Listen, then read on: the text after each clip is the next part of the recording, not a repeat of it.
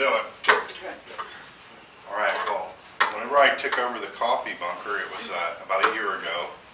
The founder, Mary Ligon, had lost her son to suicide, and she had started this thing and got it going, and it was in the back of a church. And it was held 3 nights a week for about 3 hours, 3 hours a day when it was open. And whenever I got to talking to him about what it was and what it was supposed to do, the reason that I got interested in the whole thing is because my brother was a medic. He didn't have problems overseas. He was in the Persian Gulf Wars, and he didn't have any problems over there. His problems came when he came back and they bombed the Murrah building. Being a medic, he was one of the lead medics at the Murrah bombing, and he was reactivated again for 9/11. And he had a hard time being able to get to know people. It was part of his job as a combat medic to not get to know people because of what may be going on. And so whenever he came back into civilian life, he had a hard time adjusting and ended up dying of a drug overdose.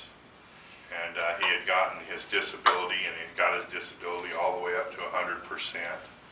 And he was struggling at the time with this loss of his divorce and a lot of other things. And so they decided they would give him $50,000 and see what happens. Well, what happens when you give someone who's in that kind of shape $50,000 is they die.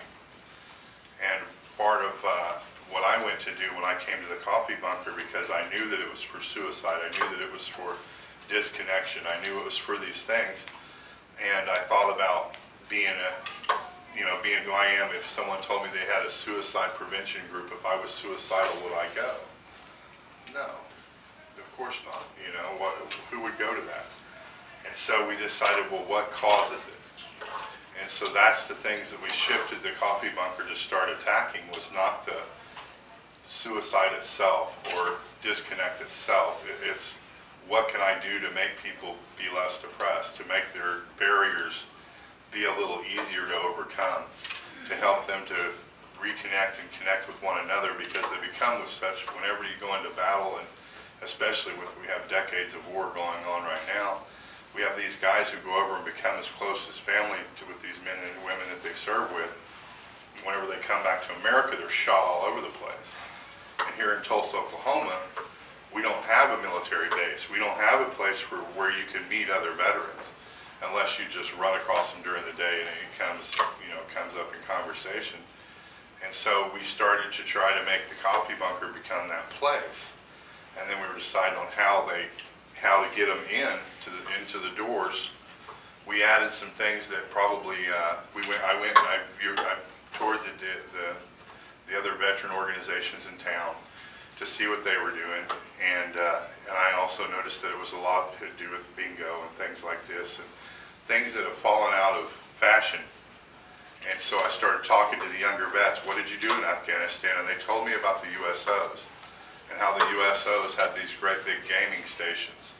And these gaming stations were a place where they could get away from war while they were there and kind of just get their mind off of it.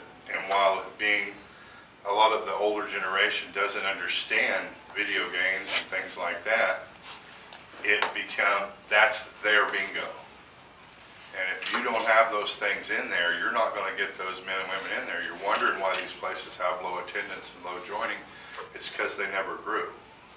They never advanced to accept the technologies and things that the youngsters today use. So we started including Wi-Fi. We dropped in a gaming station. Our attendance went from 5 or 6 a night. Our manager's here with me, Gary. We had 5 or 6 people coming in a night. They were all Vietnam era veterans. That's it. Right now we have an attendance of close to 50 a day, and none of them are told to come. And it's all ages. And it's, and we get a lot of the young guys in that are struggling, that are suicidal, and they may not tell me for 3 or 4 days. Sometimes when they come in the door, the easiest way we found to do it is to treat everybody the same, and to let them, if they just need a place to just rest, lay down, take a nap, maybe they want to go over into a corner for a little while. We've had guys that haven't spoken to us for a day or two when they came to the bunker, and we still offer them stuff just like the others. We have a big program board that's hanging on the wall that's about the size of, a chalkboard, and it has all the events that we have weekly. We have a day that's set aside on Tuesdays from 11 a.m. to 3 p.m. We close the bunker to men, and we only allow women veterans in the doors. And that has to deal with the sexual trauma, and it has to deal with the fact that if you're a woman veteran who's married and you want to go and get our services or go hang out at the coffee bunker a little bit, and you don't want your husband getting mad at you because you're going and hanging out with a bunch of men, you have those hours to come in. That's becoming more and more popular, and it's, there's, even though our women's veterans participation has skyrocketed, no one's adjusting for it. No one's saying, hey, we're acknowledging, hey, wait a minute, we have a lot of women who are in combat too. And the groups that are started there, we have AAs and NAs, and we have a sexual trauma group. All these groups weren't started by us. They were started by the men and women who come in, who say, hey, there's enough of us here that have the same experience. Let's get together, and I offer them a room to do it. I offer them the food and the things and the supplies that they need. And we let them hold it there, and they grow. The best thing that I can do there is to stay out of the way and let these men and women get to know one another. Most of my volunteer staff is veterans, and they understand more about how to deal with one another than I ever could. I do have to do a lot of counseling and things of that nature up there, but it's very minimal. We have programs that I devised. We have Operation Scout, which Operation Scout is we brought in a bunch of computers, printers, scanners, copiers, and I noticed that the biggest complaint I got from our veterans about work programs and getting them back into the swing of things is that they have a lot of things set up for a man who doesn't have a job. But what about a man who has a job that's just barely feeding his family and just barely feeding him? What can he do to better his situation? Because all of the work programs in this town and in most towns that I've looked up on the internet, they all close at 5 p.m., which is the average time of when you get off work. So if you have a bad job and your situation's getting worse and worse, there is nowhere to turn. So you have to fill in these gaps, and these gaps are time constraints. These gaps are things that have not grown.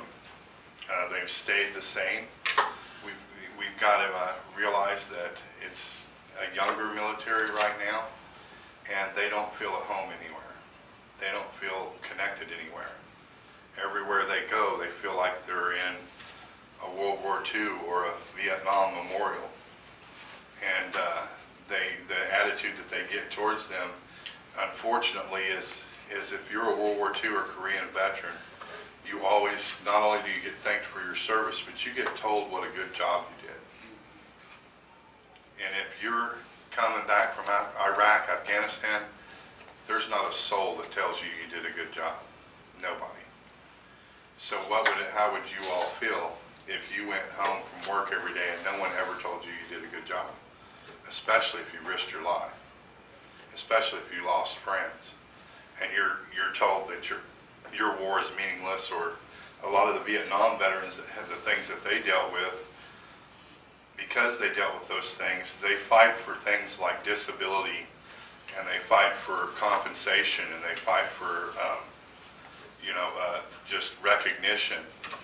And now these younger veterans, as they're coming back, they're pushing these things on them. So now you're coming in a door, you're not only are you not getting thanked, or you're getting thanked for what you did, but you're not getting told that what you did is worth anything. Then you're having a bunch of your peers telling you that you're broken, telling you that you're disabled. Everywhere that I went in to check to see, how things ran, I'm not a veteran. But every time I walked in, within 30 minutes of me being in that building, I was asked what my disability rating was, and I was asked if I had PTSD. So you're a young man, you're 23, you're 24, 25 years old, or a woman, you're walking in a door, you're hearing you're broken, you're hearing that your service was for nothing, You're just, the suicide rates, the divorce rate is 95%. People don't even talk about it. 95% of the veterans are divorced within 2 years of returning home. Every veteran service and organization in town you can go into, but you can't bring your child. You can't bring your wife. You can't bring your friend. You have to go in alone. It seems like every situation I saw that was bad, or a situation that whenever I erased everything, I erased PTSD, I erased disability. I learned that nobody's telling these men and women that they're able. Nobody's telling these men and women that they're valuable. They're trying to tell them that they're owed money, or that I know that these people are trying to help, and they do help tremendously. But when that's all you hear, that's all you're going to hear. And that's eventually what you're going to come to believe. And so at the Coffee Bunker, we call ourselves an ability site. I don't allow people to harp on disability. If you walk in there with one leg, you're treated the same as anyone else. And what we're looking for is ways for you to connect back with the community and back with your families and to find your place in this world. My brother would be alive today if when he got that money, he had a direction to go in. You know, when you give someone a bunch of money and no direction, bad things are going to happen. We're not telling them how to spend their money. We're not telling them where not to take loans. Almost every young veteran that walks in my door is in debt. They're taking these loans from these loan sharks and these payday loans and these other kinds of loans, and they're in debt. And most of their back pay usually goes towards erasing some of that debt, or they just go out and buy a boat or something like that. They have no financial direction. They don't know what they're going to do with their life. When you're given 100% or 80% disability, and you're told that it's unemployable, that's an actual tag that they put on their disabilities, is a word called unemployable. And for my veterans especially, I have a Marine that comes to mind, that he came in the Coffee Bunker and he slept for the first 2 days he was there. He sat on his computer in a corner and did nothing. And he had been shot and medevaced out of Afghanistan. That was what his life was going to be.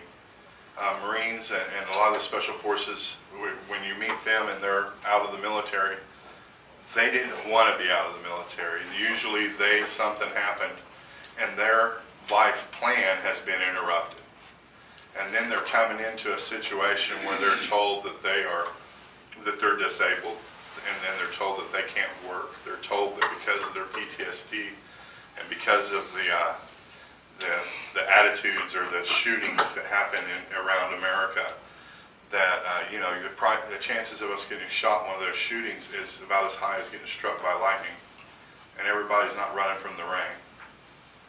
But you've got these veterans who are coming back and they're being treated like people are feeling sorry for them.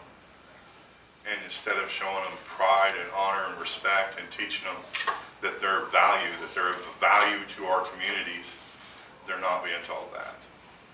And it's the biggest problem that I run across. I run into things like Dr. Jensen and a lot of others talk about moral injury. And this is a real thing. And it overweighs a lot of the other things because you're told that certain things that you do are wrong. You're told that thou shalt not kill. You're told all these other things. Then you go into the military service, and not only are you told to do these things, but if you do them good enough, they'll give you an award. If you do it enough, they'll call you a hero. And if you didn't, or if you just went over there and you only killed 5 guys, they're not going to say much to you other than thank you for your service. And then they're left to come back and question their whole reality, whether or not you know, they should go to church, or whether or not they're worthy of people's praise. The things that they've had to do, the things that they've seen. It's not only that they've done these wrong things, but in the heat of battle and in the heat of and with all those, your whole platoon, you like some of it, and then you feel guilty about liking it. And we run across that a lot. A lot of guys that enjoyed the bad things they were doing, and now they feel like there's something wrong with them. And we have to deal with all these situations. The Coffee Bunker gives them a place to come where they can speak with. We do have clergy who come through there. If they want to come and set up a workshop, I always hear people, well, what if we set up a workshop or something like that? Then you're not going to reach the people that really need it. The people who really need it, you just need to come by. You need to hang out. You need to get to know the man, and then help him to realize that he does have value, that we understand what's happened to him. We understand that they're better than what happened over there, that they can recover, that they can. You hear post-traumatic stress every day. Every day. You never hear post-traumatic growth, which is the other side of it. You can look it up in any literature. It's a real thing. It's the other side of post-traumatic stress. What happens when you can take those experiences and turn them to use them to help others? A lot of our veterans that come in, when we talk about them coming in and being part of the team and being part of who they talk to when people come in and struggling, nothing helps a man that's struggling more than becoming a leader and becoming someone that someone else can turn to. Sobriety, mental health, all those things become better when you're when you believe that you're part of the solution. And we've emphasized those guys to get together. We work with Veterans Treatment Court here in Tulsa, and Veterans Treatment Court is for the men and women who have gotten in trouble with the law, and they can either go to prison or they can go into this program. And I've seen this program save their lives. Now, they have to wear like ankle monitors that monitor their alcohol levels. It forces them to have to stop doing what they were doing. And Veterans Treatment Court realized that towards the end of their phase 5, they still had those broken support networks. They still had that same group of people that they would have to go back to in their neighborhoods.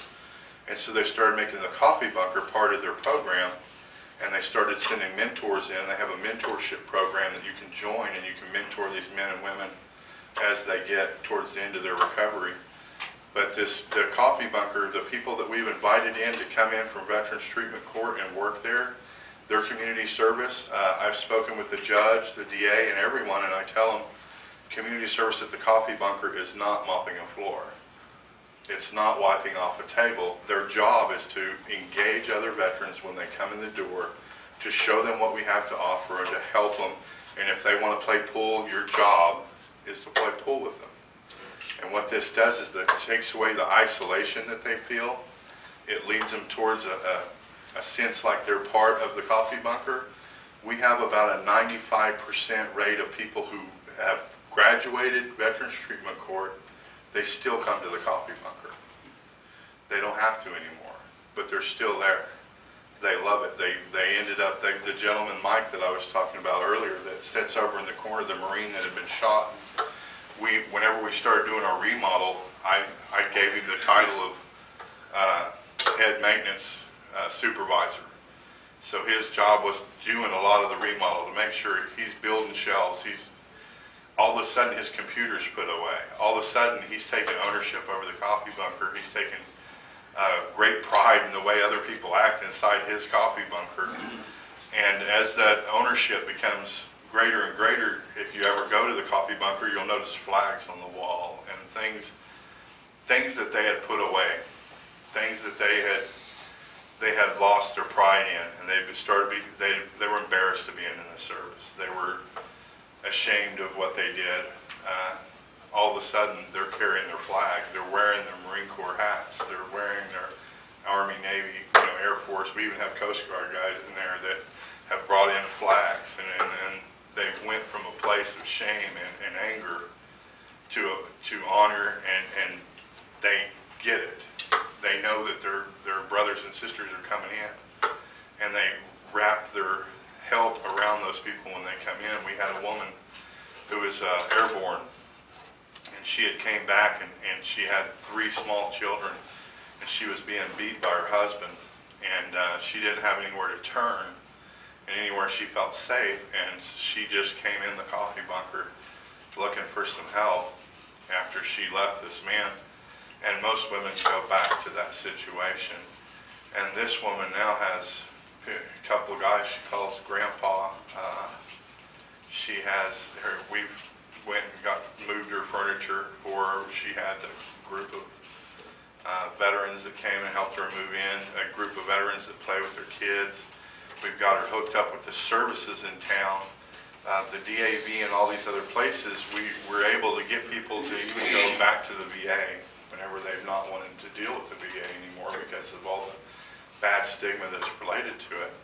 When you have these people around you, these other veterans around you, you become stronger, and you become to realize that you do qualify for this. You do deserve this. Mike didn't feel like he deserved anything because he was only shot twice.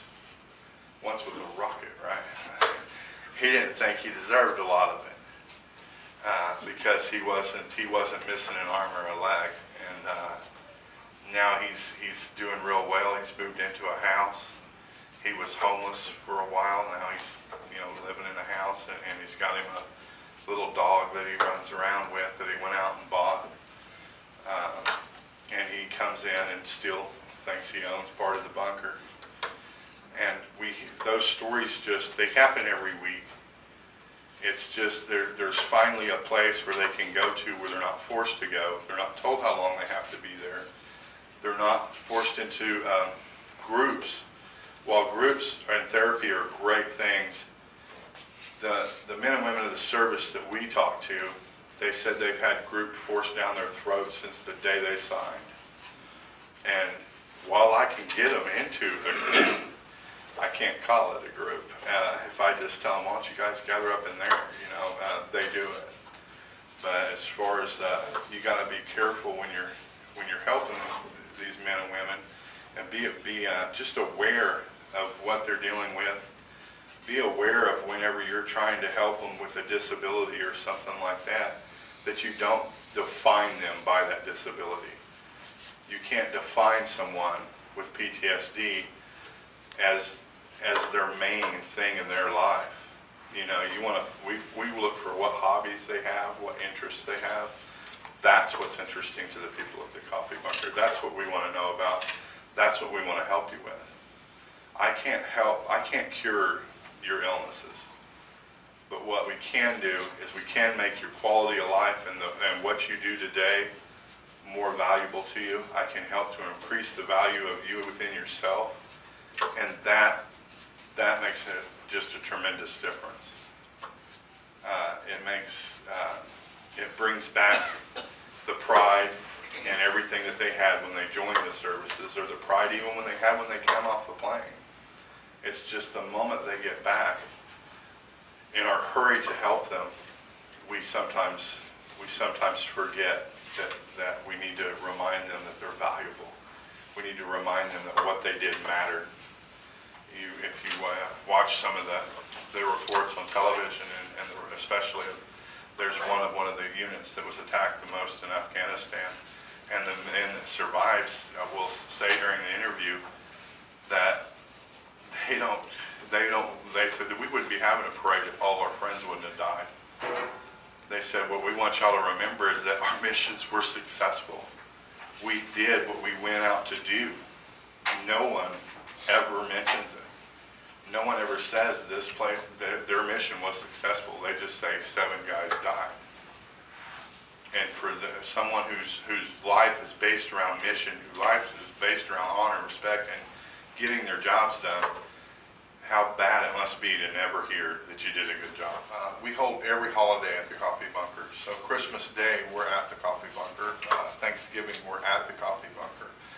These events, since I've started doing this, they draw 60 to 70 veterans time. That's not including their families. And including the families, what we're probably in the 80s on those events. So that's 80-something people just that know about the Coffee Bunker right now, which we're not real well known. Just that many people that know about us that wouldn't have had a place to go during some of the, for a lot of us that can afford it, those times are great, great times to spend with family. But if you don't have your family around, or if you're disconnected from your family, and for a lot of our veterans, that family is the other veterans, these things make a huge difference. They really do. And if you're looking to reach out and to help a veteran, you don't drag them out of where they're at.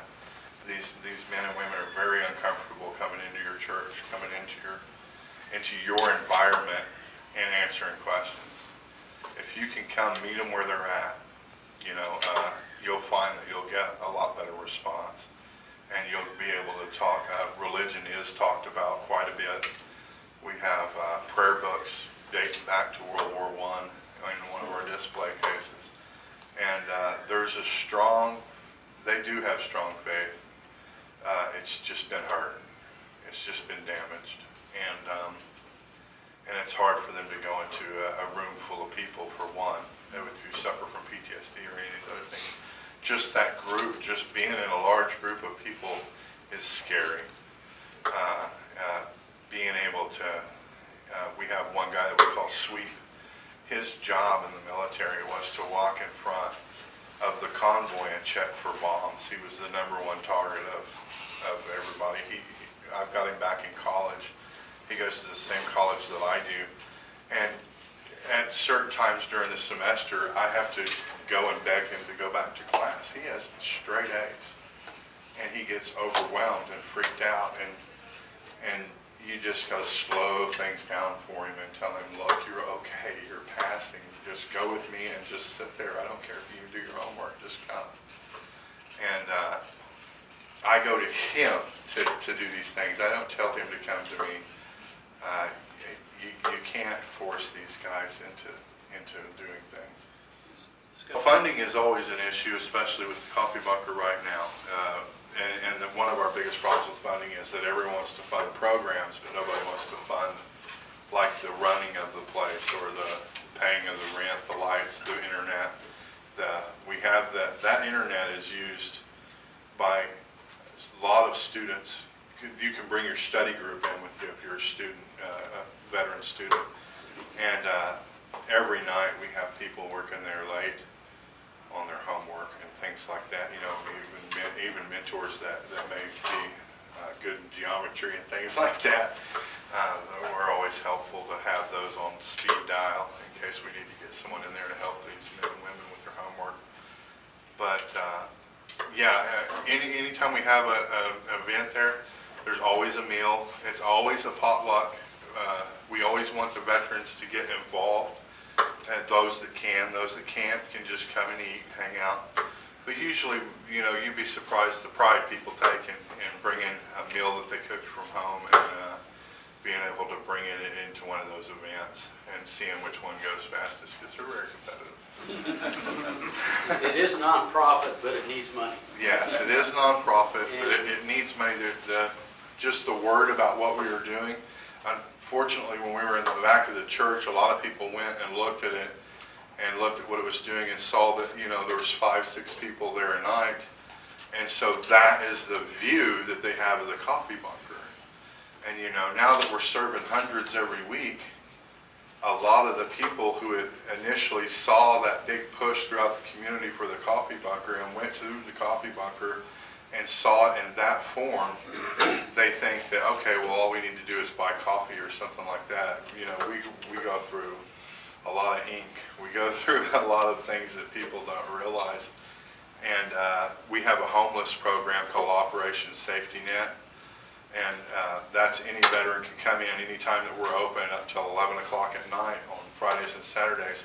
And John 3:16, it holds beds for me.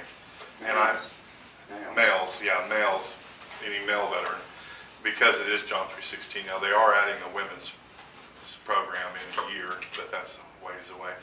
but we're able to get them a bed immediately. And that makes a big difference because we're the only place in town that can do it. And there's the barracks program, and we work with every program in Tulsa that has to do with veterans. The VA does things at the Coffee Bunker. The Vet Center, the last Friday of every month, come and has an event at the Coffee Bunker. Everyone's realizing that the people that they can't reach are coming to the Coffee Bunker. And so we have Workforce Oklahoma that comes to the Coffee Bunker on Wednesdays. We have the Community Service Council who sends a representative on Wednesdays to help translate service. We have yoga classes, Tai Chi classes. We have Indian healers that come in. We have Healing Touch come in. A lot of the problem that I run across is with meds. You know, you get to the VA is famous for, if you have a back injury or something like that, they just like to give you some painkillers. Well, those painkillers, once you take enough of them, it's hard to get off the couch, and your marriage has become harder the more painkillers you're on, the more likely your life's going to turn out poorly. So we try to do alternative medicines. We try to promote growth. We try to promote a healthy vet, somebody who can go out and for their pain management can do Tai Chi, swim, things like that. We have people, the RWB, which is another veterans organization in town of veterans that gets together and runs and climbs mountains and things like that. If a veteran comes in and they're in that kind of shape or they're wanting to get in that kind of shape, then RWB will come and meet with them at the Coffee Bunker and they'll join that group. We have all these groups in town that are coming in and using us as a connect point, and we call that Coffee Bunker Engage, which is when the community, the churches, maybe you want to put a group together to come. We have a lot of books for our library. We're going to start taking those books. We're going to have the veterans that attend the Coffee Bunker. We have a lot of extras, and we're going to take those books up to Claremore, to the Veterans Center up there, and but we're going with all the veterans. And we're going to drive, everyone's going to drive down there, and we're going to sit with the veterans and not just pass out books and magazines, but visit with them and let them know that the Coffee Bunker cares about them, that these other vets, these younger vets, care about those guys and want them to know that they're not forgotten. There's a couple who's staying at the Coffee Bunker every day right now, and the main reason he's there is whenever he came and did his interview with me, I found out that he was addicted to K2, and K2 is a really horrible drug, and it just rots the brain. And his problem was that he said he's tried to quit, but all the people that he knows are on it. And so I said, well, all the people in the Coffee Bunker aren't. Why don't you come here every day? And so for those types of people, we have more than just that couple. We have another few people that are solely at the Coffee Bunker every day to stay sober. And we have, we feed snacks throughout the day for them, but I send a lot of those cans and stuff home with those vets and out with those vets. And the barracks program takes about 2 to 3 months to get housing. That's just the reality of housing availability in Tulsa. It's not very high. It takes a while to get housed somewhere. And so we try to fill those gaps. John 3:16 has agreed to, if you're in the barracks program, they will, and you're a man in the barracks program, they will let you come there and have a reserved bed until you're housed. Of course, you have to go follow their rules and go through them. But that's something that's through our Operation Safety Net that we set up. And it's worked out. It's worked out really well. We've, almost every vet that's came in, we've got housed, or at least got them to a stable place to stay. Few of them have went and stayed with other vets that come in there that are like, hey, I got a spare room. So it's what Mary Ligon had a dream of what this place was going to be. And because Mary is a great woman. She spent a lot of time overseas, but she's very disconnected from the social work field and from those areas. She doesn't, know how to put these things together. And now that we are able to put them together, Mary's able. She works there on Mondays and Tuesdays, so the founder's still there all the time. and she's able to be that motherly figure and to see people saved. We're actually saving lives and reconnecting these veterans, and it's not unusual at all to have an entire group there leave all together to go do something. You know, we have Paul that comes in, who is a World War II vet from here in Tulsa. Then they just made a movie. He's like, I'm going to Hollywood. And I'm like, what for? And he's like, oh, they're going to make a movie about me. And he comes back here just a few weeks ago and brings in this autographed picture of Brad Pitt and everybody. He's one of the men from the movie Fury. And now when Paul comes in, he usually sits in the front. The coffee bunker looks small from the front, but we have, you know, it goes all the way back. But Paul usually sits up front. And, you know, as far as war stories go, I get asked about that a lot. We usually don't hear many war stories. Usually they're talking about getting a job or about their family, about where can I take my kid this weekend, things like that. But when Paul comes in, we hear some war stories. And we have a few others that come in, especially World War II, Korean War. They're pretty big celebrities when they come in the door, and they do share some pretty gruesome. I mean, just to take a walkthrough of what the coffee bunker is, just real fast. When you walk in the doors, you walk into a resource and library, a resource center and library. So you'll have every organization on their pamphlets and stuff around there. Your books that pertain to veterans are in there.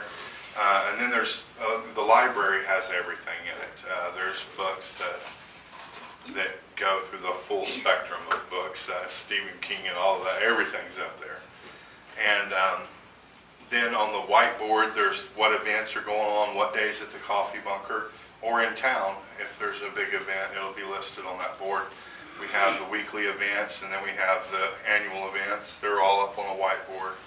If you go into the next room over, it's we have 4 computers, which they're older computers, but and we have printers, scanners, copiers, and that's where we do Operation Scout, which is where we help them to find jobs. And like I said, that runs past 5 o'clock. So you can come in and look for a job at 10 o'clock at night, which is very helpful for people that have jobs. Right across from that is a children's room, which is half chalkboard, the rest is paint. It has a big TV, a 47-inch TV in there with Xbox and all that hooked up to it, and there's toys in there, and a lot of the veterans that come home have those small children. They play in there usually. We have bubble machines in there and all kinds of little neat stuff for them to play with. And the next room over is from where our Operation Scout is our meeting room, which the Marine Corps League, the 82nd Airborne Division, there's a lot of people that meet in that room. That's also where we have our art classes whenever they're teaching either drawing or whatever artist comes and volunteers to help, which we have Ken Brown's in charge of that. He's a local area artist that's won several awards. He comes in and teaches. And those classes on Saturdays are drawing classes. Then in the back of the building, we have a pool table, we have ping pong tables, we have dartboards. We have the USO Gaming Center, which is 4 different stations with 4 different TVs, to where instead of sitting at home and playing these video games, these guys can play the video games back to back against a real person. And it's the newest systems, which is the Xbox One, PlayStation 4. But that gaming center is very important to what we do. It's very important to reaching the unreachable. The people that are isolating at home, wives can bring their husbands in and that like to game, and it becomes just that way to reach out, that way to reach people that other organizations just aren't doing. And then we have a big TV where they can watch movies and sporting events and things like that. We have dartboards. That's where Tai Chi, yoga, that kind of thing happens. If you have an event, that's where the speaker comes in and speaks at. We have tables and chairs and stuff that we can set up. And then in the very back of the building, we have a clothing area, and then we have the food pantry.